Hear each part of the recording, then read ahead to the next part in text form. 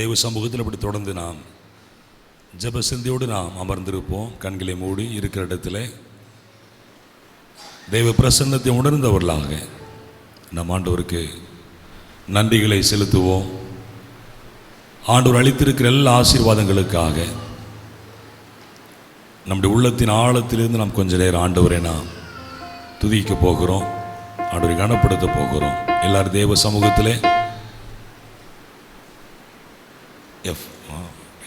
கர்த்தர் நல்லவர். ஆமென், ஆமென், ஹல்லேலூயா.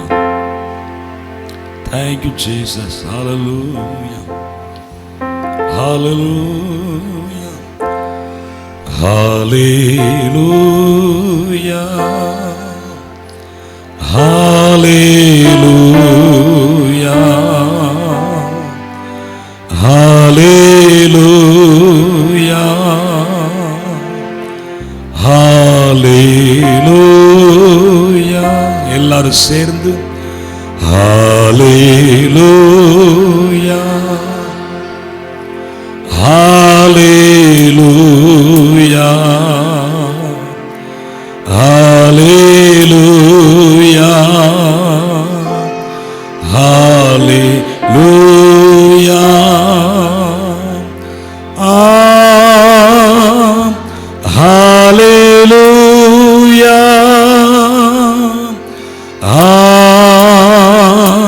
hallelujah, hallelujah,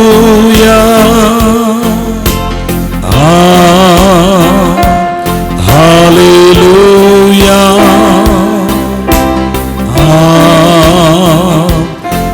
hallelujah,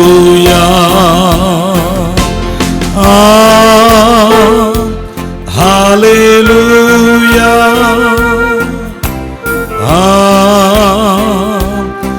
hallelujah,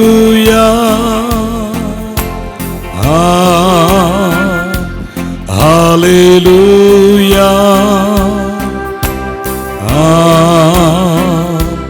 hallelujah. நன்றி இயேசுவே, நன்றி இயேசுவே, நன்றி இயேசுவே, நன்றி இயேசுவே, நன்றி இயேசுவே, நன்றி. எல்லாரும் சேர்ந்து நன்றி இயேசுவே, நன்றி இயேசுவே.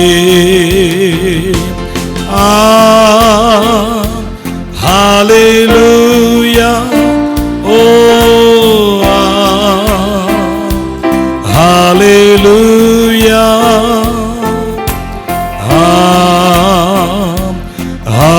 ஹல்லேலூயா, hallelujah, oh hallelujah, இயேசுவே, hallelujah,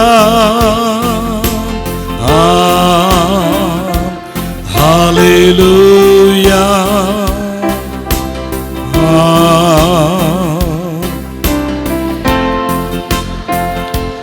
எங்கள் அப்பா பிதாவே, அன்பான தேவா, அருமை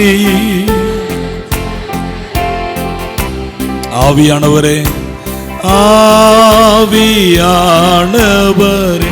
எல்லாரும் சேர்ந்து எங்கள் அப்பா பிதாவே, அன்பான தேவா, அருமை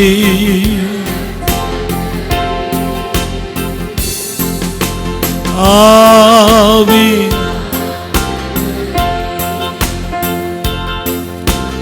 எங்கோ நான் வாழ்ந்தேன், அறியாமல் அலைந்தேன், என் நேசர் தேடி வந்தீர். எங்கோ நான் வாழ்ந்தேன், அறியாமல் அலைந்தேன், என் நேசர் தேடி வந்தீர். நெஞ்சார அணைத்து முத்தங்கள் கொடுத்து நீழலாய் மாறிவிட்டீர். என்னை நெஞ்சார முத்தங்கள் கொடுத்து நிழலாய் மாறிவிட்டீ. நன்றி உமக்கு நன்றி அப்பா, நன்றி உமக்கு நன்றி எங்கள் அப்பா பிதாவே. அருமை இரட்சகரே,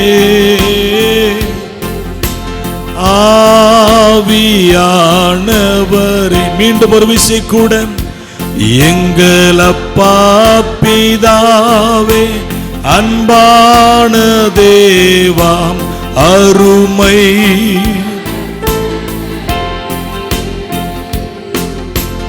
ஆவி. தாழ்மையில் இருந்தேன், தாழ்மையில் இருந்தேன், தள்ளாடி நடந்தேன், தயவாய் நினைவு கூர்ந்தீ. தாழ்மையில் இருந்தேன், தள்ளாடி நடந்தேன், தயவாய் நினைவு கூர்ந்தீ. கலங்காதே என்று கண்ணீரை துடைத்து கரம் பற்றி நடத்துகிறீ.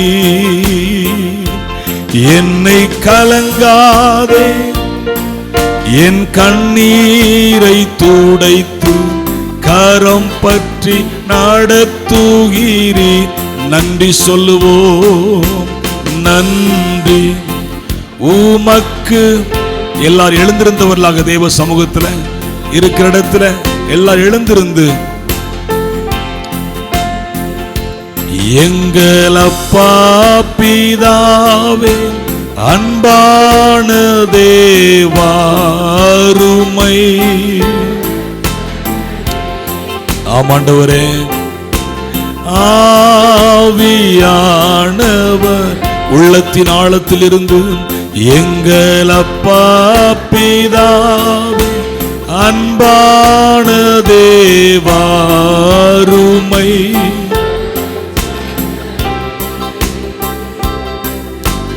ஆவி ஒன்றை நான் கேட்டேன், அதையே நான் தேடி ஆர்வமாய் நாடுகிறேன். ஒன்றை நான் கேட்டேன், அதையே நான் தேடி ஆர்வமாய் நாடுகிறேன்.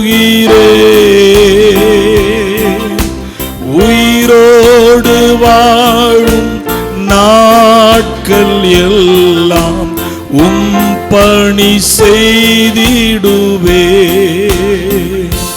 நான் உயிரோடு வாழும் நாட்கள் எல்லாம் உம் பணி செய்திடுவே. நன்றி உமக்கு, ஆமென் அப்பா, நன்றி உமக்கு நன்றி எங்கள் அப்பா பிதாவே, அன்பான தேவா அருமை. இயேசுவே ஆவி, அப்பா பிதாவே, எங்கள் அப்பா பிதாவே அருமை.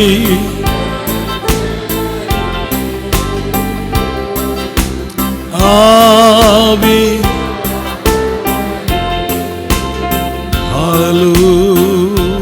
நம்ம எல்லாரும் தேவ சமூகத்தில் அப்படியே வலது கரத்தை உயர்த்தி நம்ம ஆண்டவருக்கு நன்றி சொல்லுவோம். தேவ பிரசன்னத்தை உணர்ந்து நாம் கர்த்தரை துதிப்போம். நடத்தி வந்த பாதைகள் அற்புதமானது, ஆச்சரியமானது. கர்த்தர் நம்மை சுமந்தது, நம்மை தேற்றினது, நம்மை தப்புவித்தது எத்தனை மகிமையான காரியம். அப்படியே கரங்களை உயர்த்தி தேவ சமூகத்தில் தாகத்தோடும் வாஞ்சையோடும் ஒரு வைராக்கியத்தோடும் தேவ சமூகத்தை நோக்கி பார்ப்போம். தாகம் உள்ளோன் மேல் தண்ணீரை ஊற்றுவேன், வறண்ட நிலத்தை நான் ஆறுகளாய் மாற பண்ணுவேன் என்று கர்த்தர் சொல்லுகிறார். தாகத்தோடு வந்திருக்கிற தேவன் மீது, அவருடைய சமூகத்தின் மீது, அவருடைய வார்த்தையின் மீது தாகத்தோடு வந்திருக்கிற உங்களை கர்த்தர் நிரப்புவார், உங்களை கர்த்தர் நடத்துவார், உங்களோடு கர்த்தர் பேசுவார். ஹல்லேலூயா, thank you Jesus, ஹல்லேலூயா. எல்லாரும் அப்படி வலது கரத்தை உயர்த்தி ஹல்லேலூயா, ஹல்லேலூயா. பலிபீடத்தில் என்னை பரணே படைக்கின்றேனே இந்த வேலை, அடியேனை திருசித்தம் ஆண்டு நடத்திடுவி, அடியேனை திருசித்தம் ஆண்டு நடத்திடுவி. பலிபீடத்தில் என்னை பரணே, பலிபீடத்தில் என்னை பரணே படைக்கின்றேனே இந்த அடியேனை ஆண்டு நடத்திடுவி. கல்வாரியின் அன்பினையே கண்டு விரைந்தோடி வந்தேன், கல்வாரியின் அன்பினையே கண்டு விரைந்தோடி வந்தேன், கழுவும் திரு ரத்தத்தாலே கரை நீங்க இருதயத்தை, என்னை கழுவும் திரு ரத்த கரை நீங்க இருதயத்தை, கல்வாரியின் அன்பினையே கண்டு விரைந்தோடி வந்தேன், கல்வாரியின் அன்பினையே கண்டு விரைந்தோடி வந்தேன், கழுவும் திரு ரத்தத்தாலே கரை நீங்க இருதயத்தை, இயேசுவே கழுவும் திரு ரத்த கரை நீங்க. பலிபீடத்தில் என்னை பரணே படைக்கின்றேனே இந்த வேலை, அடியேனை திருசித்தம் போல ஆண்டு நடத்திடுவின், அடியேனை திருசித்தம் போல, அடியேனை திருசித்தம் ஆண்டு நடத்திடுவி. ஆஹா அல்லேலூயா, ஆஹா. எல்லாரும் சேர்ந்து வாய்களை திறந்து உள்ளத்தின் ஆழத்திலிருந்து கர்த்தரை ஆராதிப்போம். ஆஹா அல்லேலூயா, ஆஹா. ரெண்டு கரத்தை நல்லா உயர்த்துவீங்களா தேவ சமூகத்துல? கர்த்தருக்கு காத்திரு, நீ வெட்கப்பட்டு போவதில்லை.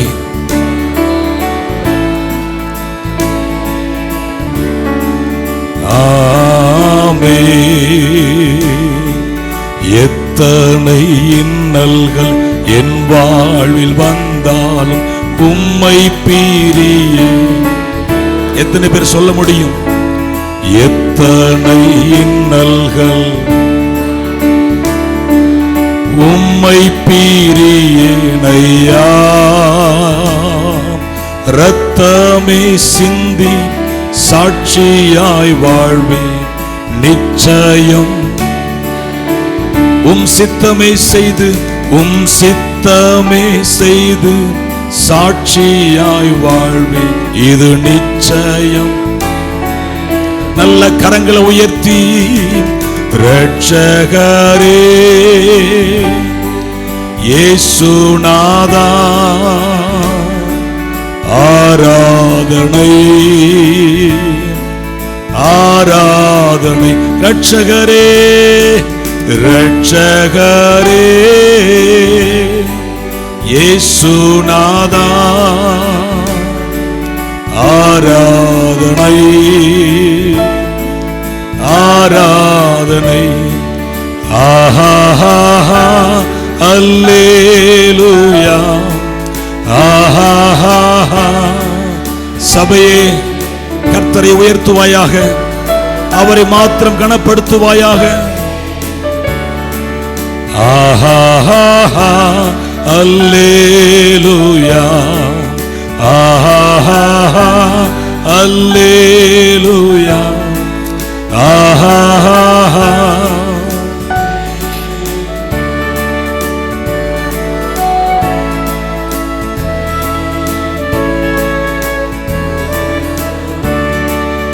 என்ன வந்தாலும் பூவே என்னை மீட்பரை, யார் கைவிட்டாலும் பின் செல்வே எனது இயேசுவை. அகல ஆழ உயரமா எவ்வளவு அன்பு கூர்ந்தார். என்ன துன்பங்கள் வந்தாலும் அவர் உன்னை கைவிட மாட்டார். என்ன துன்பங்கள் வந்தாலும் அவர் உன்னை கைவிட மாட்டார். காக்கும் வல்ல மீட்பர், காக்கும் வல்ல மீட்பர். விசுவாசத்தோடு அந்த வார்த்தையை சொல்லும் பொழுது கர்த்தருடைய கரம் உங்களை தொடுவதை பார்க்கிறேன். கர்த்தருடைய கரம் உங்களுக்காய் செயல்படுவதை பார்க்கிறேன். காத்திடுவார் என்றும் என்னை காத்திடுவார் என்றும் நம்மை காத்திடுவார். என்ன வந்தாலும் என்ன வந்தாலும் விசுவாசத்தோடு இந்த பாடலை பாடுவோம். யார் கைவிட்டாலும் யார் கைவிட்டாலும் பின் செல்வேன் எனது இயேசுவை. அகல ஆழ உயரமாய் எவ்வளவு அன்பு கூர்ந்தார். என்ன துன்பங்கள் வந்தாலும் அவர் உன்னை கைவிட மாட்டார். என்ன துன்பங்கள் வந்தாலும் அவர் நம்மை கைவிட மாட்டார். காக்கும் வல்ல மீட்பர், காக்கும் வல்ல மீட்பர் உண்டனக்கு உண்டனக்கு. காக்கும் வல்ல மீட்பர் உண்டனக்கு, காத்திடுவார் என்றுமே நம்மை காத்திடுவார் என்றுமே. நல்ல கரங்களை தட்டி நம் ஆண்டவருக்கு மகிமை செலுத்துவோம். ஆம் தகப்பனே, இந்த காலை வேளைக்காய் ஸ்தோத்திரம். நாங்கள் உம்மை உயர்த்த, உம்மை கனப்படுத்த, உம்மை ஆராதிக்க, உம்மை பிரியப்படுத்த வந்திருக்கிறோம். தொடர்ந்து நாங்கள் உம்முடைய வார்த்தை தியானிக்க போகிறோம். கர்த்தர் எங்களோடு பேசும், நாங்கள் கேட்கிறோம். இயேசுவின் நாமத்தில் பிதாவே, ஆமென் ஆமென். தயவு செய்து உட்காரலாம். கர்த்தர் நல்லவர். ஆமென். சந்தோஷமா இருக்கீங்களா? ஒரு ஆமென் சொல்லலாம். எல்லாரையும் அன்பாக இயேசு கிறிஸ்துவின் நாமத்தில் வாழ்த்தி வரவேற்கிறேன். கர்த்தர் உங்களை ஆசீர்வதிப்பாராக. பக்கத்தில் ஒருவருக்கு ஒரு கரம் கொடுத்து சந்தோஷமாக இருங்க. கர்த்தர் உங்க கூட இருக்கிறார். கேட்கல? சந்தோஷமா இருங்க. கர்த்தர் உங்க கூட இருக்கிறார். ஆமென். ஆண்டவர் நம்ம கூட இருந்தால் ஏன் இவ்வளவு பிரச்சனை அப்படின்னு கேட்குறீங்களா? அவர் நம்ம கூட இருக்கிறதுனால தான் இந்த பிரச்சனையிலேயே நம்ம இருந்து கொண்டிருக்கிறோம். கரங்களை தட்டி நல்லா ஆமென் சொல்லி ஹல்லேலூயா, பிரைஸ் தி லார்ட். நான் கடந்த முறை வந்திருக்கும் போது ஒரு செய்தி உங்க கூட பேசினேன். போன மாசத்துல நான் தொடர்ச்சியாக பேசுவேன் என்று சொல்லிவிட்டு சென்றேன். எத்தனை பேருக்கு ஞாபகம் இருக்கும் என்று தெரியவில்லை. அதை பேசும்படி நான் ஏவப்பட்டபடினாலே நான் மீண்டும் அதை நான் ஒரு தொடர் செய்தியாக இந்த நாளிலே நான் பேச விரும்புகிறேன். ஆதியாகமம் 26ஆம் அதிகாரத்தின் 12ஆம் வசனத்தை ஒருவர் வாசிக்கலாம். ஈசாக்கு அந்த தேசத்திலே விதை விதைத்தான். கர்த்தர் அவனை ஆசீர்வதித்ததினால் அந்த வருஷத்திலே 100 மடங்கு பலனை அடைந்தான். இதைத்தான் நான் கடந்த முறை வந்திருக்கும் போது உங்களோடு கூட இந்த வேத வசனத்தை மையமாக கொண்டு நாம் எப்படி விதைக்க வேண்டும் என்பதை குறித்து நான் பேசினேன். கண்ணீரோடு விதைக்கிறவர்கள் கம்பீரத்தோடு அறுப்பார்கள் என்று சொல்லி நாம் விதைக்க வேண்டும், விதைக்காமல் அறுவடையை காண முடியாது என்று சொல்லி நான் பேசினேன். 100 மடங்கு அல்லது பல மடங்கு நம்முடைய வாழ்க்கையிலே நாம் எல்லாரும் ஆசீர்வாதங்களை பெற வேண்டும் என்று நாம் விரும்புகிறோம், எதிர்பார்க்கிறோம். அதில் எந்த விதமான தவறும் இல்லை. ஆண்டவரும் நம்மை ஆசீர்வதிக்கத்தான் அவர் சித்தமாக இருக்கிறார். அல்லேலூயா.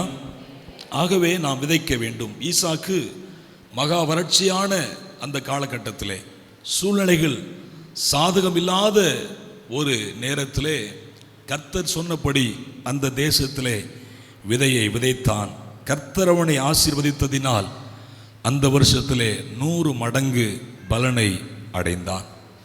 அந்த 100 மடங்கு என்கிற வார்த்தைக்கு நான் சொன்னேன், 100 முறை அறுவடை செய்தான். விதைத்தது ஒரே ஒரு முறைதான், ஆனால் அறுவடை செய்தது 100 முறை. ஆமேன் சொல்லுங்க. ஆமாம், அப்படியானால் 100 மடங்கு பலனை ஒரே முறை விதைத்ததிலே அதை பெற்றுக்கொள்ள ஆண்டவர் அனுக்கிரகம் செய்தார். நான் தொடர்ச்சியாக ஒரு சில வசனத்தை ஞாபகப்படுத்தி விட்டு இன்றைக்கு ஒரு 3 காரியங்களை உங்க கூட பேச விரும்புகிறேன். நாம் கடந்த முறை தியானித்த அந்த வசனங்கள்லாம் ஞாபகப்படுத்துகிறேன். உன் ஆகாரத்தை தண்ணீர்கள் மேல் போடு, அநேக நாட்களுக்கு பின்பு அதன் பலனை காண்பாய் என்று தியானித்தோம். சிறுக விதைக்கிறவன் சிறுக அறுப்பான், பெருக விதைக்கிறவன் பெருக அறுப்பான். ஆகவே நீங்கள் எல்லாரும் விதைக்க வேண்டும், முயற்சி செய்ய வேண்டும், எதையாவது செய்ய வேண்டும் என்று சொல்லி நான் உங்க கூட கடந்த முறை பேசினேன். இந்த நாளிலே கொஞ்சம் வித்தியாசமாக எப்படி விதைக்க கூடாது என்பதை நான் உங்க கூட பேச போகிறேன். கடந்த முறை வந்திருக்கும் போது எப்படி விதைக்க வேண்டும் என்பதை பேசினேன். இந்த மாதிரி யாரும் பேச மாட்டாங்க. நான் கொஞ்சம் வித்தியாசமாக நடைமுறையை நான் பேச விரும்புகிறேன். எப்படி விதைக்க கூடாது, எப்படி விதைத்தால் நாம் ஆசீர்வாதங்களை பெற முடியாது என்பதை வேத வசனத்தின் அடிப்படையிலே, வேதம் கற்றுக் கொடுக்கிற சத்தியங்களை மாத்திரம் நான் உங்க கூட பேசி நான் கடந்து செல்ல விரும்புகிறேன். 3 காரியங்களை மிக சுருக்கமாக உங்களுடைய வாழ்க்கையின் ஆசீர்வாதத்திற்காக நான் பேச விரும்புகிறேன். எத்தனை பேர் கேட்க ஆயத்தமா இருக்கீங்க? அல்லேலூயா. ஆமாம், எல்லாத்திலுமே இதை செய்யலாம், இதை செய்யக்கூடாது, இங்கே போகலாம், இங்கே போகக்கூடாது அப்படின்னு நிறைய காரியங்கள் ஆப்ஷன்ஸ் இருக்கு. அதே போல விதைக்க வேண்டும் என்று வேதம் கற்றுக் கொடுக்கிறது, எப்படி விதைக்க கூடாது என்பதையும் வேதம் நமக்கு கற்றுக் கொடுத்திருக்கிறது. அதை நான் உங்களுக்கு ஞாபகப்படுத்தி விட்டு நான் கடந்து செல்ல விரும்புகிறேன். எரேமியா தீர்க்க தரிசன புஸ்தகம் 4ஆம் அதிகாரத்தின் 3ஆம் வசனத்தை ஒருவர் தயவு செய்து வாசிக்கலாம். எரேமியா 4:3. யூதா மனுஷரோடும் கர்த்தர் சொல்லுகிறது என்னவென்றால், நீங்கள் முள்ளுகளுக்குள்ளே விதையாதிருங்கள், உங்கள் தரிசு நிலத்தை பண்படுத்துங்கள். ஆமென்.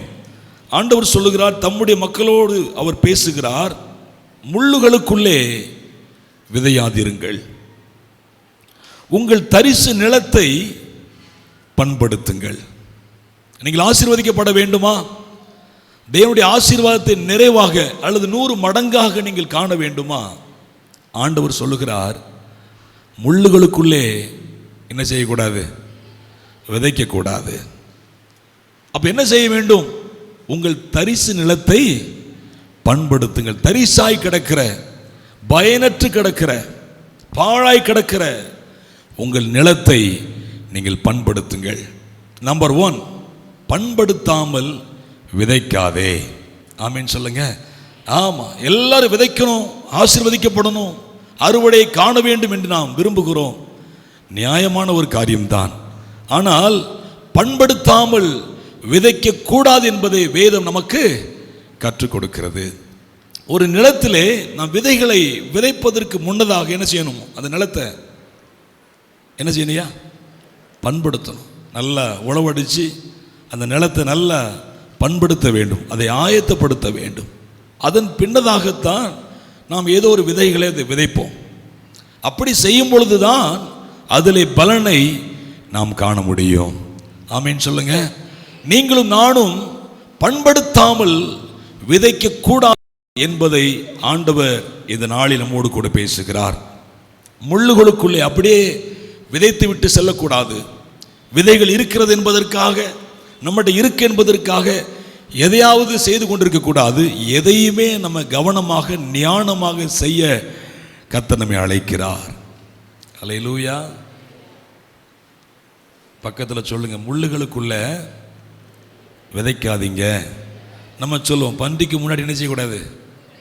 அந்த மாதிரி முள்ளுகளுக்குள் நீங்கள் விதைக்கக்கூடாது.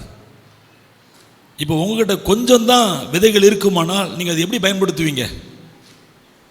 அதை வேஸ்ட் பண்ணுவீங்களா? ரொம்ப பார்த்து பார்த்து அதை பயன்படுத்துவீங்க. உங்கள்கிட்ட எக்ஸ்ட்ரா நிறைய இருந்தால் என்ன செய்வீங்க? மனம் போல அதை செலவு பண்ணுவீங்க.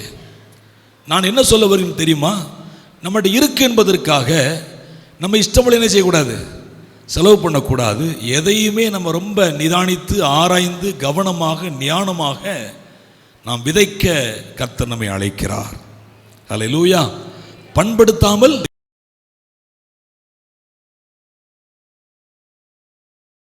நிலங்களை உழுவது போல் உள்ளத்தை பரமபிதா சொன்ன போது உழவர்கள், அப்படிதானே? அது பாட்டு எனக்கு தெரியாது, அவ்வளோ பாட தெரியாது. ஆனாலும் நம்முடைய நிலத்தை, நம்முடைய இருதயத்தை, நம்முடைய உள்ளத்தை அல்லது நாம் செய்கிற காரியங்களை நாம் ஆயத்தப்படுத்த வேண்டியது அவசியமாய் இருக்கிறது. அதை பண்படுத்தாமல் நாம் விதைக்க கூடாது. அப்படி விதைத்தால் நாம் அதில் பலனை காண முடியாது. மத்தேயு 13ஆம் அதிகாரத்தில் ஆண்டவர் சொன்னார் இல்லையா? முள்ளுகளுக்குள்ளே அங்கே விதைக்கப்பட்ட அந்த விதை என்னவாயிற்று? வாசிக்கலாம். மத்தேயு 13 எடுத்தவங்க உங்களுக்கு தெரியும் இல்லையா? இதற்கு இந்த பகுதி எத்தனை வசனமா?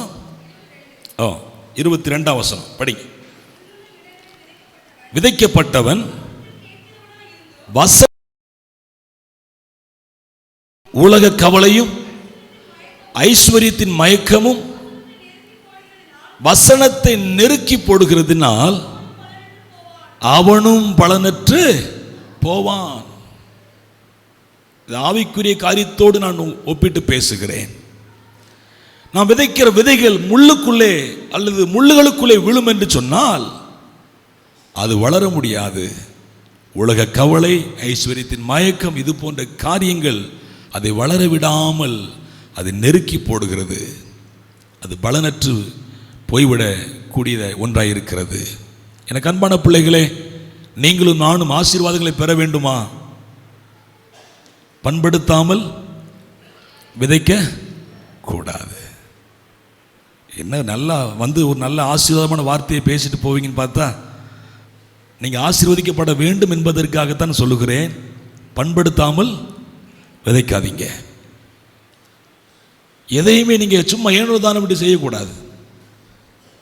எல்லாவற்றையும் ஞானமாக, கவனமாக, தெளிவாக, நிச்சயத்தோடு நாம் செய்ய வேண்டும். ஆமீன் சொல்லுங்க. ஆமாம், நீ கண்ணீரோடு விதைத்தாலும் சரி, பெருக விதைத்தாலும் சரி, அதை பண்படுத்தாமல் செய்யக்கூடாது, விதைக்க கூடாது. நம்ம இப்போ பெற்றோராக இருக்கிறவங்க, உங்கள் பெற்றோர்கிட்ட நீங்கள் 10 ரூபா காசு வாங்குறது எவ்வளோ கஷ்டப்பட்டு இருப்பீங்க. அவங்க உங்களுக்கு 10 ரூபா கொடுக்குறது எவ்வளோ கஷ்டப்பட்டு கொடுத்தாங்கன்னு உங்களுக்கு தெரியும். இப்போ நம்ம பிள்ளைகிட்ட 10 ரூபா கொடுத்து யாராவது வாங்குவாங்களா? சொல்லுங்க. இப்போ உங்கள் பசங்கிட்ட 10 ரூபா கொடுத்தீங்கன்னா, இந்த நீயை வச்சுக்கொண்டு கூட 10 ரூபா சேர்த்து கொடுத்துருவான். அவங்கள விடுங்க, தர்மம் எடுக்கிறாங்க பார்த்தீங்களா, அவன்கிட்ட 5 ரூபா காசை கொடுத்தீங்கன்னா என்ன பார்க்குறான், மேலைங்களையும் பார்க்குறான். நான் சென்னைக்கு போயிட்டு காரில் வந்துட்டு இருந்தோம். இடையில ஒரு கேன்டீனில் டீ சாப்பிட்டு நிப்பாட்டோம். வந்து ஒருத்தர் தர்மம் கேட்டு, ஏன்டா அவளுக்கு அந்த நேரத்தில் சேஞ்ச் 10 ரூபா இருந்துச்சு, 500 ரூபா தாள் இருந்துச்சு, 500 ரூபா கொடுக்க நம்மகிட்ட அந்தளவுக்கு திராணி இல்லை. சரி 10 ரூபா கொடுத்தா அவர் என்னை திரும்பி மேலுக்குன்னு பார்த்தார். எவ்வளோ கொடுத்ததுக்கு?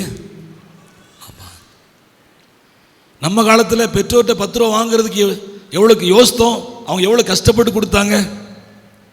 ஆமீன்னு சொல்ல மாட்டீங்களே. இந்த காலத்து பிள்ளைங்களாம் கொஞ்சம் யோசிக்கணும். நினச்ச உடனே அதை வாங்கித்தாங்க, இதை வாங்கித்தாங்க, அதை பண்ணுங்க, இதை பண்ணுங்கன்னு சொல்கிறதுக்கு முன்னாடி அதுக்கு எவ்வளோ பிரயாசப்பட வேண்டும் என்பதை என்ன செய்யணும், நீங்கள் யோசிக்க வேண்டும். ஆமீன் வராதுன்னு தெரியும். அப்போ நீங்கள் விதைக்கிற விதை என்பது அது ஒரு சாதாரணமான விதை அல்ல. அது பல 100 ஆண்டு காலம் நிலைத்திருக்கக்கூடியது. அது பலனை கொடுக்கக்கூடியது. ஆகவே அது நீங்கள் அதை சாதாரணமாக நினச்சி அதை வேஸ்ட் பண்ணக்கூடாது.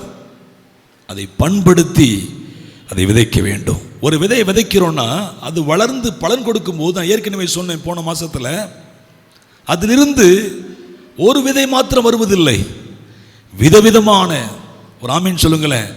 ஆமாம், அதிலிருந்து இன்னும் விதைகள், அதிலிருந்து இன்னும் மரங்கள், கனிகள் பெருகி கொண்டே இருக்கும். அப்படியானால் நீங்கள் விதைக்கிற விதை எவ்வளவு விலையேற பெற்றது என்பது என்ன செய்யணும், நீங்கள் யோசிக்கணும். அதை மறந்துடக்கூடாது. பண்படுத்தாமல் விதைக்கக்கூடாது. பக்கத்தில் ஒரு தட்டி சொல்லி, பண்படுத்தாமல் என்ன செய்யக்கூடாது, விதைக்கக்கூடாது. ஆண்டவர் பேதுருவை பார்த்து சொன்னார், நீ குணப்பட்ட பின்பு உன் சகோதரரை ஸ்திரப்படுத்து. நீயே குணப்படாம உன் சகோதரர் என்ன செய்ய முடியாது, ஸ்திரப்படுத்த முடியாது.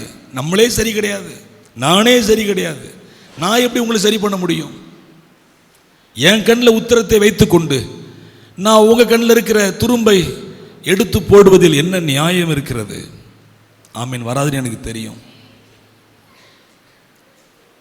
அல்லேலூயா. ஆதியாகமத்தில் ஆண்டவர் ஆதாமை அழைத்து ஏதேன் தோட்டத்தில் வைக்கும்போது அந்த நிலத்தை என்ன செய்ய சொன்னார்மா, பண்படுத்த சொல்றாரு. முதல் பண்படுத்து. நமக்கு அதெல்லாம் கிடையாது. நமக்கு நேராக பலனை தான் காண வேண்டும், டைரக்ட் ஆசீர்வாதம் தான். ஆமே.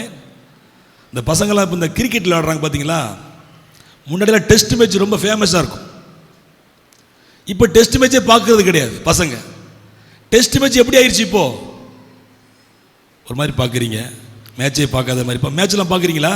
கிரிக்கெட் மேட்ச் பார்க்குறவங்க மட்டும் கை உயர்த்துங்க, சும்மா கை உயர்த்துங்க. நான் ஒன்றும் சொல்ல மாட்டேன், உங்களை பார்க்க வேணும்னு சொல்ல மாட்டேன். பாருங்க, இப்போ எப்படி ஆயிடுச்சுன்னா 2020 மேட்ச் வந்து பார்த்தீங்களா, அது வந்ததுலேருந்து எப்படி ஆயிடுச்சு, இப்போ டெஸ்ட் மேட்சும் பயிற்சி ஆட்டமும் எப்படி மாறிவிட்டது என்று சொன்னால், அதிரடியாக ஆட வேண்டும். அந்த மாதிரி எடுத்தோடனே ஆசீர்வாதம், எடுத்தோடனே செழிப்பு சும்மா வராதுங்க. நீங்கள் பண்படுத்தி விதைத்து பாருங்கள், நீங்கள் பல மடங்காய் ஆசீர்வதிக்கப்படுவீர்கள். கரங்களை நல்லா தட்டி ஒரு ஆமேன்னு சொல்லலாம். ஹல்லேலூயா. நான் பேசுகிறது எத்தனை பேருக்கு புரிகிறது, எத்தனை பேருக்கு பிரயோஜனமாக இருக்கிறது? நிச்சயமாக பிரயோஜனமாக இருக்கும். ஏன்னா நான் அதை அனுபவித்து பேசுகிறவன். நான் சும்மா ஏதோ படிச்சுட்டு வந்து பேச மாட்டேங்க. நான் அதை அனுபவித்து அதை சொந்தப்படுத்தி கொண்டு பேசுகிறேன். நீங்கள் பண்படுத்தாமல் எதையுமே விதைக்க கூடாது. நீங்கள் விதைக்கிற விதைகள் காஸ்ட்லியாக இருக்கலாம், ஆனாலும் அதை பண்படுத்தி தான் என்ன செய்யணும், விதைக்க வேண்டும். ஆமென். நம்பர் 2, இரண்டாவது காரியம், உபாகமம் 22ஆம் அதிகாரம் 9ஆம் 10ஆம் வசனத்தை ஒருவர் வாசிக்கலாம். உன் திராட்சை தோட்டத்திலே என்னம்மா பலவிதமான விதைகளை விதைக்காயாக. அப்படி செய்தால்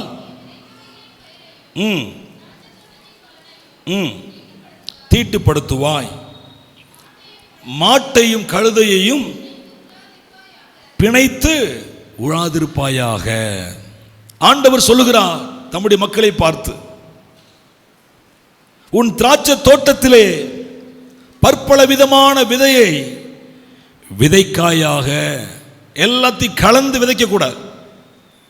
நம்பர் 1, பண்படுத்தாமல் விதைக்க கூடாது. 2வது, கலந்து விதைக்க கூடாது.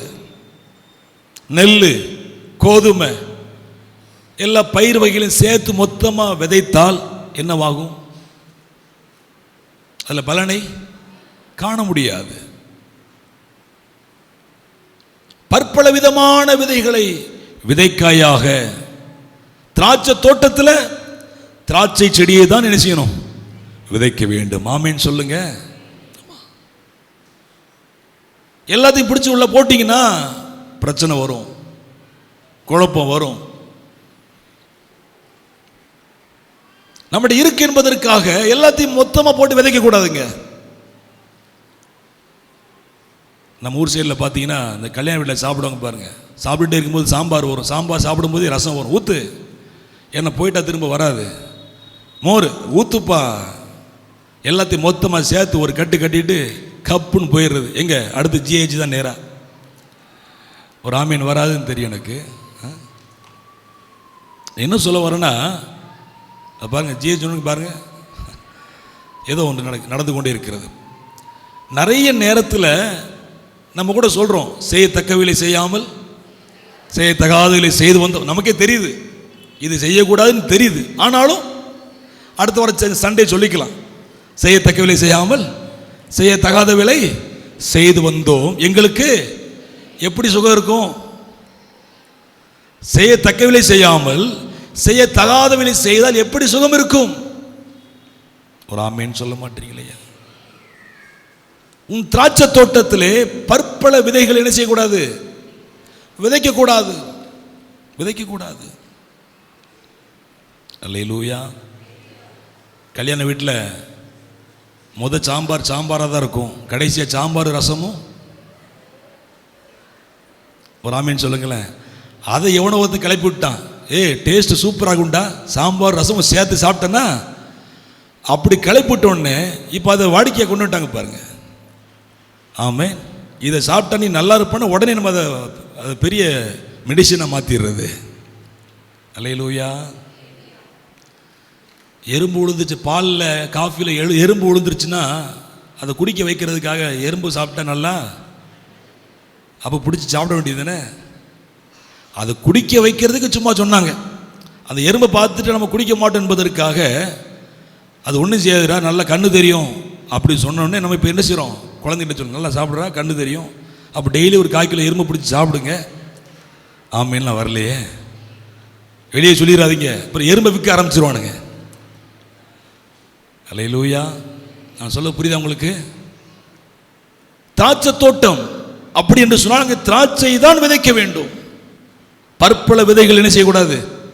விதைக்கக்கூடாது. இப்போ நமக்கு வீடு இருக்கிறது, வீட்டில் ஒரு ஹால் இருக்கும், ஒரு கிச்சன் இருக்கும், ஒரு பெட்ரூம் இருக்கும், ஒரு டாய்லெட் இருக்கும், எல்லாமே இருக்கும், ஒரு கார் பார்க்கிங் இருக்கும். ஆமேன். ஏன்னா ஆமீன் குறைஞ்சு போச்சு, சத்தமே இல்லை, பின்னாடியில் ஒன்றும் கேட்கவே இல்லையே, நான் எல்லாருக்கும் சேர்த்தான் பேசிக்கிட்டு இருக்கேன். இப்போ அதுக்குன்னு நம்ம ஒரு ரூமை செட் பண்ணுறோம். அந்தந்த பொருட்கள் அங்கே தான் என்ன செய்யணும்? அங்கே தான் என்ன செய்யணும்? வைக்கணும். எத்தனை பேர் வைக்கிறீங்க? நம்ம இங்கே எடுத்துக்கிட்டே இருப்போம், ஒரு ஃபோன் ஒரு அப்படி பேசிட்டு பக்கத்தில் வச்சுட்டு போயிடுவோம். ஆமேன். அங்கேருந்து அங்கே தூக்கி வச்சுருவோம்.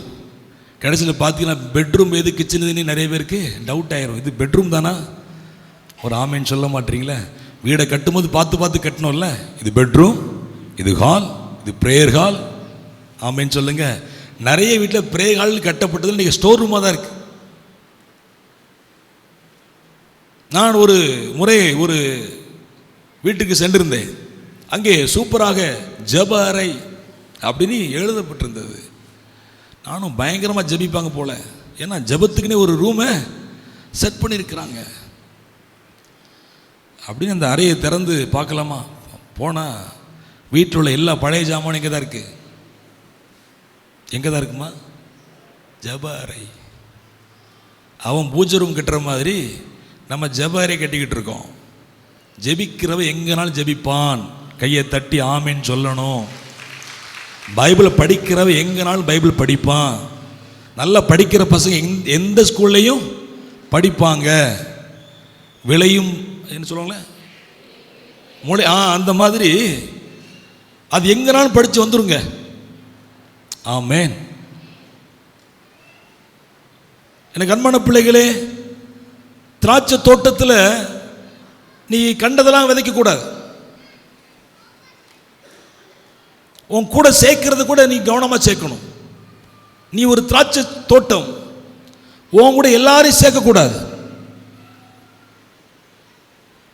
ஆமென். அடுத்து சொல்ற பார்த்தீங்களா 10ஆம் வசனத்தில், மாட்டையும் கழுதையையும் அதை ஜோடி போட்டுறக்கூடாது.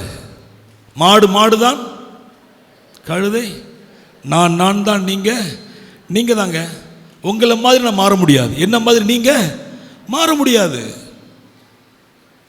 அப்படி ட்ரை பண்ணி பாருங்க. வேண்டாம், மாட்டை ஒரு பக்கம் கழுதையை ஒரு பக்கம் கட்டி நீங்க உழுது பாருங்கள், என்ன நடக்கும்? நீங்க கடைசி வரைக்கும் நிலத்தை விட மாட்டீங்க, நீங்க உளுந்துருவீங்க கீழே. அது ஆளுக்கு ஒரு பக்கம் என்ன செய்யும்? ஆமீன் சொல்லுங்க. அல்லேலூயா. எனக்கு அன்பான பிள்ளைகளே, திராட்சை தோட்டத்தில் பற்பல விதை என்ன செய்யக்கூடாது? விதைக்கக்கூடாது. மத்தேயு எழுதின சுவிசேஷம் 9ஆம் அதிகாரம் 16-17 ஒருவர் தயவு செய்து வாசிக்கலாம். கோடி துண்டை பழைய வஸ்திரத்தோடு இணைக்க மாட்டான், இணைத்தால் அதனோடு இணைத்த துண்டு அதிகமாகும்.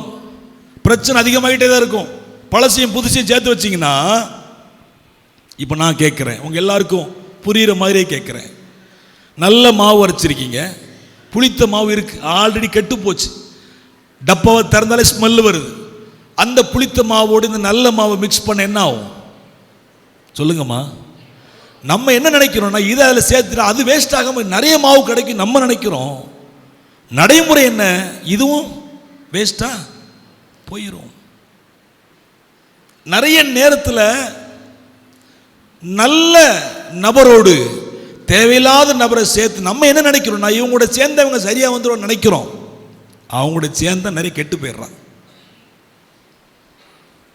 ஆமென்லாம் வராதுன்னு தெரியும். என்னை பொறுத்தப்பட்ட கிறிஸ்தவங்களோட சேராத, கிறிஸ்துவோடு சேர்.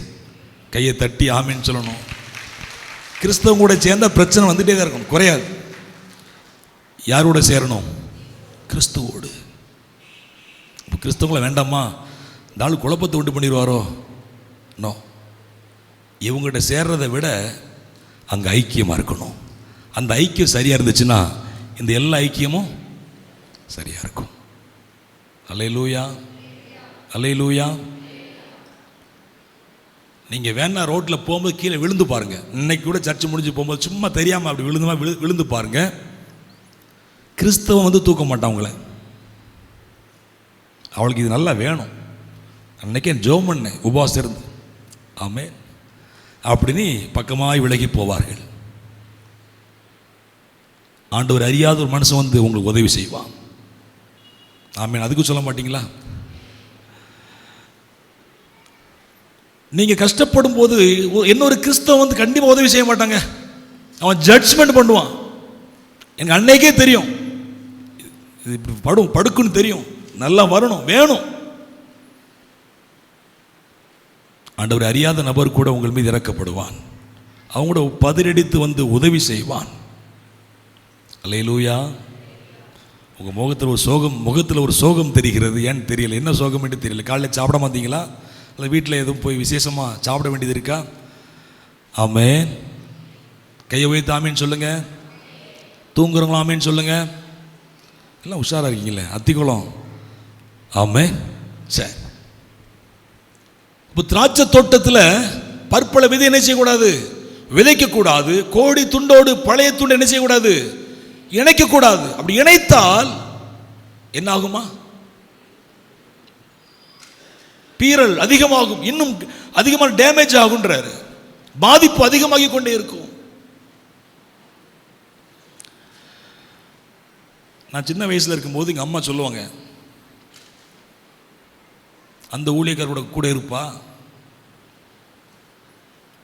அந்த ஊழியக்கார மாதிரி மாறிடலாம், இந்த ஊழியக்கார கூட இரு, இவரை மாதிரியே மாறிடலாம். நான் சொல்றேன், இதுவரைக்கும் நான் ஒரு ஊழியக்காரர் கூடயும் இருந்து அவங்கள மாதிரி மாறணும்னு நினைக்கவே கையை தட்டி ஒரு ஆமேன்னு சொல்ல மாட்டீங்களா? அதனால தான் நான் நல்ல ஊழியம் செஞ்சுட்டு இருக்கேன் நிம்மதியா. ஆமென். உண்மையா ஊழியம் செய்ய முடியுது. அல்லது அவங்க கிட்ட இருக்கிற அந்த மனுஷிக சுபாவம் வெளியே தான் நீட்டா பரிசுத்தவான், உள்ளுக்குள்ள சுபாவம் என்ன செய்யல? மாறல. யார் சொன்னது? யாரு? மாறல. ஒயிட் அண்ட் ஒயிட், அங்கி லுங்கி எல்லாம் ஓகே, ஜிப்பா ஓகே, சுபாவம் மாறணும். சுபாவம் மாறணும். ஆமென்லாம் வராதுன்னு தெரியும். ஏன்னா இன்னைக்கு நீங்களும் ஒரு முடிவோட தான் வந்திருக்கீங்க, நானும் ஒரு முடிவோட தான் வந்திருக்கேன். ஆமென். முதலாவது, பண்படுத்தாமல் விதைக்க கூடாது. இரண்டாவது, கலந்து எல்லாத்தையும் சேர்த்து குழப்பி அடிச்சு ஒரு வழி ஆகி வேண்டாம். கிச்சனில் இருக்க வேண்டியது கிச்சனில் இருக்கட்டும், பெட்ரூமில் இருக்க வேண்டியது ஆமீன் சொல்லுங்க, ஜப்பாரியில் இருக்க வேண்டியது ஜப்பாரியில் இருக்கணும். ஜப்பாரி எப்படி மாற்றிடக்கூடாது? ஸ்டோர் ரூமா மாற்றிடக்கூடாது. அல்லேலூயா. எனக்கு அன்பான பிள்ளைகளே, கலந்து விதைக்க கூடாது. 2 கொரிந்தியர் 6ஆம் அதிகாரம் 15ஆம் வசனத்தை ஒருவர் தயவு செய்து வாசிக்கலாம். ம் ம் ம் ம் ம் 2 கொரிந்தியர் 6:15 தான் படிச்சிங்களாமா? இசைவேது, பங்கேது, சம்பந்தம் ஏது?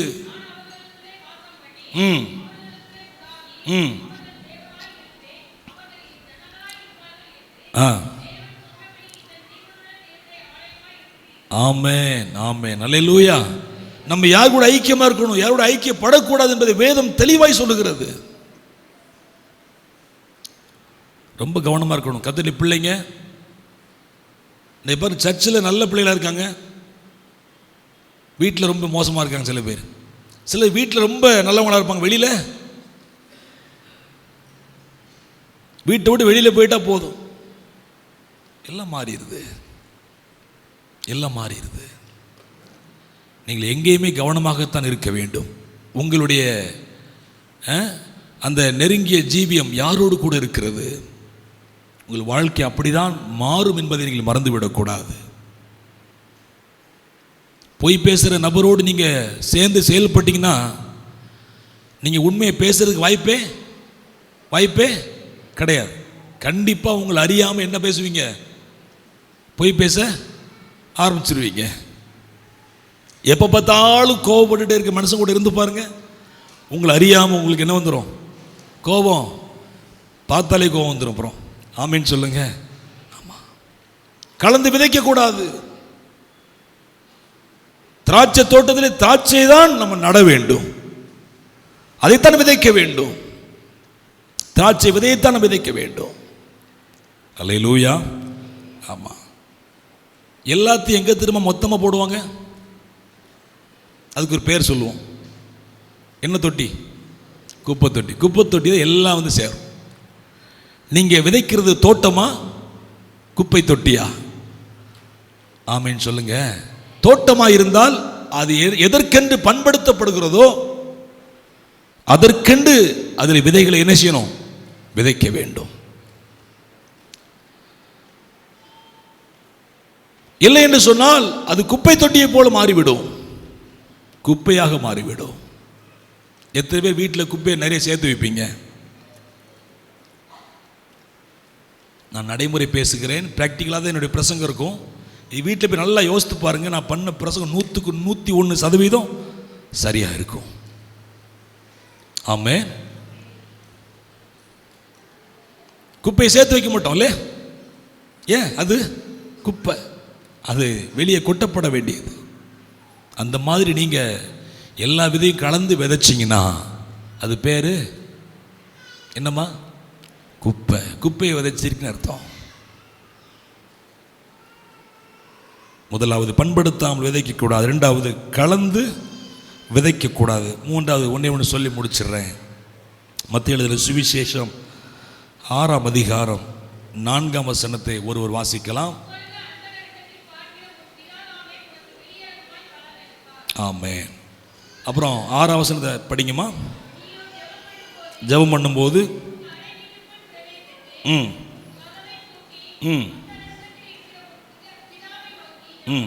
அப்புறம் 18ஆம் வசனம்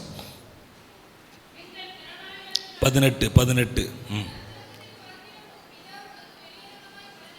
ஆமென். அல்லேலூயா. இங்கே நம்முடைய ஜெபம், நாம் செய்கிற தான தர்மங்கள் இதெல்லாம் எப்படி இருக்கணுமா? அந்தரங்கமாக இருக்க வேண்டுமா? இது ஒரு விதை. நாம் கொடுக்கிற காணிக்கை என்பது ஒரு விதை. நாம் பண்ணுகிற ஜெபம் என்பது ஒரு விதை. அதை நாம் அந்தரங்கத்திலே தான் செய்ய வேண்டுமே தவிர, அந்தரங்கமாய் தான் செய்ய வேண்டுமே தவிர வெளியரங்கமாய் செய்ய கூடாது. அப்படி வெளியரங்கமாய் நாம் செய்தால், மனுஷர் காண வேண்டும் என்று செய்தால், தேவனால் நமக்கு பலனை அளிக்க முடியாது. அல்லேலூயா. வெளியரங்கமாய் விதைக்காதே. எழுதிக்கோங்க, எழுதுறவங்க. எப்படி விதைக்க கூடாதுமா? வெளியரங்கமாய் விதைக்க கூடாது. காணிக்கை கொடுக்குறீங்களா? உங்களுக்கும் ஆண்டவருக்கும் தான் தெரியணும். உன் வலது கை செய்கிறதை அப்ப இந்த கை கொடுக்கும், இந்த கை அப்படித்தானமா? அவ்வளோ கவனமாக யாருக்கும் தெரியாமல் செய்ய வேண்டுமா? அல்லேலூயா. நம்ம பாருங்க, கையில் ஒரு 500 தாள், ஒரு 10 தாள் இருந்தால் போதும். நம்ம போடுற சட்டையில் வெளியே தெரியுற மாதிரி செஞ்சுருப்போம். அப்படியே அது ஒரு கெத்து. அவங்களுக்கு அப்படி ஒரு செயின் போட்டிருந்தா அப்படியே சட்டையில் பட்டு 4 பட்டன் கீழே கழட்டி விட்டுருவாங்க. அது டெய்லர் சொல்லியிருந்தால் அவர் ஃபஸ்ட்டு பட்டன் வைக்காமல் விட்டுருந்துருப்பார். என்ன ஒரு மாதிரி பார்க்குறீங்க? அவர் பட்டன்லாம் கஷ்டப்பட்டு தச்சு அந்த செயின் எல்லாம் தெரியணுன்றது பாங்க. ஆமையெல்லாம் வராதுன்னு எனக்கு தெரியும். ஒரு புதுசாக ஒரு கம்மல் வாங்கினீங்க என்ன பண்ணுவீங்கம்மா? அப்படியே நம்ம கழுத்து 4 பக்கம் திரும்பும் பாருங்க. அன்னைக்கு அது எங்கே வாங்கினீங்கன்னு கேட்கணும் எல்லாரும். நல்லா இருக்குன்னு சொல்லணும். அப்படி சொன்னாதான் நமக்கு அன்னைக்கு நைட்டு நல்லா தூக்கம் வரும். ஆமென். நீங்க எதையுமே வெளியரங்கமாக என்ன செய்யக்கூடாது? விதைக்க கூடாது. உங்கள் ஜெபம் ஏதோ பெருமைக்காக, கடமைக்காக, 4 பேர் பார்க்கணும், 4 பேர் பாராட்ட வேண்டும் என்பதற்காக ஒரு நாளும் இருக்கக்கூடாது. ஏன்ட ஒருத்தர் கேட்டார், நீங்கள் எப்போ பார்த்தாலும் பாட்டை பாடுறப்ப கண்ணை மூடிறீங்களையா அப்படின்னாரு. என்ன பண்ணுறது, உங்களை யாரையும் பார்க்க எனக்கு பிடிக்கல. ஒரு ஆமென் சொல்லுங்க. நான் கண்களை மூடி ஆண்டவரை பார்க்கிறேன். உங்களை சொல்லலைங்க, அவர்கிட்ட சொன்னது. ஆமென்.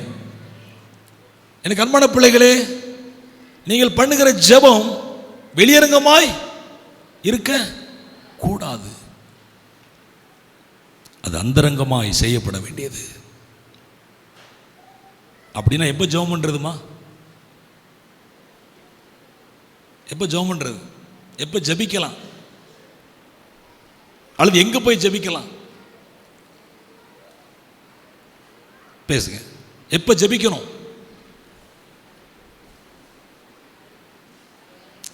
கேட்கல. தேவாலயத்தில். எப்போ ஜெபிக்கணும்? காலையிலும் இரவு. சரி ஐயா, காலையிலும் இரவும். ஓகே. எந்த காலை? அதிகாலை, இருட்டோடு எல்லாரும் எழுந்திருக்கிறதுக்கு முன்னாடி நீ எழுந்து ஜெபிக்கணும். ஆமென். ஒரு சர்ச்சில் கேட்டேன், அதிகாலையில் எத்தனை மணின்னு கேட்டேன். ஒரு தம்பி வேகமாக 8 மணி சார் அப்படின்னா. எத்தனை மணி? ஓ, அவனுக்கு அப்போ காலை என்பது 10 மணி, அதிகாலை என்பது 8 மணி போல. பரவாயில்ல. அதிகாலையில் எழுந்து இருட்டோட நாம் ஜெபிக்க வேண்டுமா? நீங்க ஜெபம் பண்றது யாருக்குமே தெரியக்கூடாது. ஒருத்தர் மீட்டிங் வந்தார், எல்லாரும் சாப்பிட்றாங்க, அவர் சாப்பிடல. அப்புறம் சாப்பிடுங்க, அன்னைக்கு ஃபாஸ்டிங் இருக்கேன் அப்படி 10 பேருக்கு சொன்னதுக்கு அப்புறம் தான் அவருக்கு ஃபாஸ்டிங் முடிக்கிறார். நீ உபவாசம் பண்றது யாருக்கும்? அதனால நல்ல எண்ணெய் தேய்ச்சி நல்ல முகத்தெல்லாம் கழுவி பவுடர் கீடு போட்டு செண்டை கிண்டு அடிச்சு ஜம்முன்னு இருக்கணும். முன்ன பார்க்கிறப்ப ஃபாஸ்டிங் இருக்கிற மாதிரியே தெரியக்கூடாது. நம்ம அப்படியே ஜெபத்தில் முடிச்சு வெளியே அப்படியே வருவோம். எங்கே போயிட்டுருங்க? ஃபாஸ்டிங் பிரே போயிட்டு வரேன் அப்படி 4 பேர் சொல்லணும்ல. முகத்தெல்லாம் மாற்றி ரொம்ப டல்லாக, டோன்லாம் கொஞ்சம் லோவா. அன்னைக்கு நல்லா பேசணுங்க. நீங்க ஃபாஸ்டிங் இருக்கும்போது நல்லா பேசணும், சத்தமா பேசணும். ஆமீன் சொல்லுங்க. நீங்க உபவாசம் பண்றது, தான தர்மம் பண்றது, ஜெபம் பண்றது யாருக்குமே இங்க யாருக்காவது தெரிஞ்சதுன்னா அங்க தெரியாது. அல்லேலூயா. வெளியரங்கம் என்ன செய்யக்கூடாது? விதைக்க கூடாது.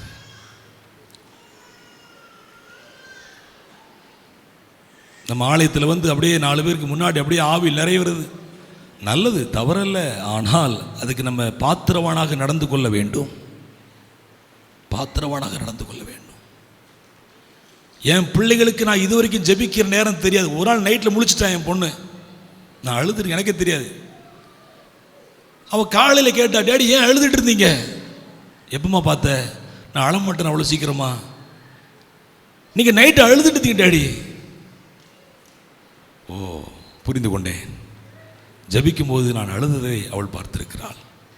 காலையில் கிடையாதுங்க, 9 மணி 10 மணி 11 மணி கிடையாதுங்க. அப்போ அப்போலாம் ஜபிக்க வேண்டாமான்னு கேட்கலாம். நீங்கள் அப்போலாம் ஜபிக்க வேண்டாம் என்று சொல்லவில்லை.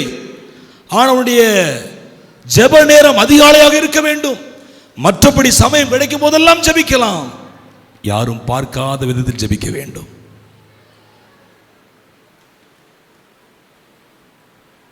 ஜெப மாநாடு அப்படி நடத்துறோம். அந்த மாநாட்டில் ஜெபத்தை நடத்துறவர் மட்டும் ஜெபிச்சுக்கிட்டு இருக்காரு தவிர, அவ்வளவும் ஃபோனை பார்க்குது, எந்திரிச்சு போகுது, தண்ணி குடிக்குது, அங்கே போகுது இங்கே போகுது, தான் நடக்குது தவிர பேர் என்ன பேர்? ஜெப மாநாடு. 24 மணி நேரம் இடைவிடாத ஜெபம். கேட்க நல்லா இருக்கு. அந்த 24 மணி நேரமும் கரெக்டாக ஜெபம் பண்றோமா? நான் என்ன சொல்றேன்னா, 24 மணி நேரம் வேண்டாங்க. ஒரு நாளைக்கு 1 மணி நேரம் கையை தட்டி ஆமேன்னு சொல்லுங்க. நான் உங்களை கஷ்டப்படுத்தலாம் விரும்பலைங்க. நீங்கள் 24 hours உட்காந்துக்கிட்டு அப்படியே ஜெபத்தில் உட்காருங்க. வேண்டாம், 1 மணி நேரம் ஒழுங்காக ஜெபம் பண்ணி பாருங்க. உங்கள் வாழ்க்கை எப்படி மாறுதுன்னு பாருங்க. உங்கள் ஜெபம், உங்கள் உபவாசம், உங்கள் தான தர்மம் என்ன செய்யக்கூடாது? வெளியரங்கமாய் இருக்கக்கூடாது. இருக்கக்கூடாது. அல்லேலூயா. பேர்லாம் சொல்லக்கூடாதுங்க. பேர்லாம் எழுதக்கூடாது. பேர்லாம் போடக்கூடாது. நான் ஊழியத்திற்கு வந்த புதுசில் ஒரு அம்மா சர்ச்சுக்கு 2 ஃபேன் வாங்கி கொடுத்தாங்க திருச்சபைக்கு. ஐயா, ஒரு முக்கியமான காரியம் சொல்லுங்கம்மா, அதில் எங்கள் பேரை போட்டுருங்க ஐயா அப்படின்னாங்க. நான் அப்படின்னா அந்த ஃபேனை நீங்கள் கொண்டு போயிருங்கம்மா அப்படின்ட்டேன். ஒரு ஆமீன் சொல்லுங்க. ஆமாம், அப்படின்னா அந்த ஃபேனை நீங்கள் என்ன செஞ்சிருங்க? கொண்டு போயிருக்க தயவு செய்து. அதில் வேற எங்கள் ஃபேனை முன்னாடி போட்டுருங்க ஐயா. வேதனை அடைந்தேன். நான் சொன்னேன், ஆலயத்துக்கு அல்லது ஆண்டவருக்கும் கொடுத்துட்டீங்கன்னா அது யார் பேர் வரக்கூடாது? நம்ம பேர் வரக்கூடாது. நம்ம இன்சியல் கூட வரக்கூடாதுங்க. அது ஆண்டவருக்குரியது. யார் கொடுத்தானே தெரியக்கூடாது. கையை தட்டி ஆமேன்னு சொல்லுங்க. அது அவங்க தெரியாமல் சொன்னாங்க. ஏன்னா அவங்க வந்து ஒரு இந்து குடும்பத்திலேருந்து உள்ள வந்தவங்க. தெரியாமல் சொன்னாங்க. அப்புறம் சொல்லி புரிய வச்சதுக்கு அப்புறம் புரிஞ்சுக்கிட்டாங்க. அன்னிலிருந்து இன்ன வரைக்கும் நம்ம பேரை போடுறது கேட்கறதே கிடையாது. தெரியாமல் செய்வாங்க. அல்லேலூயா. அதுதான் உங்களுக்கு ஆசீர்வாதத்தை கொண்டு வரும். அந்த ஜெபம் தான் பதிலை கொண்டு வரும். அந்த உபவாசம் தான் உங்களுக்கு ஆசீர்வாதமாக இருக்கும். ஜெபிக்கலாமா? 3 காரியங்கள். பண்படுத்தாமல் விதைக்கக்கூடாது, கலந்து விதைக்கக்கூடாது, அப்புறம் வெளியரங்கமாய் விதைக்கக்கூடாது. விதை என்பதே விதைக்கப்பட வேண்டியது, அதை வெளியரங்கம் விதைக்கக்கூடாது. ஆழமாக விதைங்க, பலனை நிச்சயமாகி காண்பீர்கள். ஜெபிக்கலாம் தலைகளை தாழ்த்தி எல்லாரும் தேவ சமூகத்தில். ஹல்லேலூயா. அப்படி ஒரு நிமிஷம் கண்களை மூடி எல்லாரும் ஒருமனப்படுவோம்.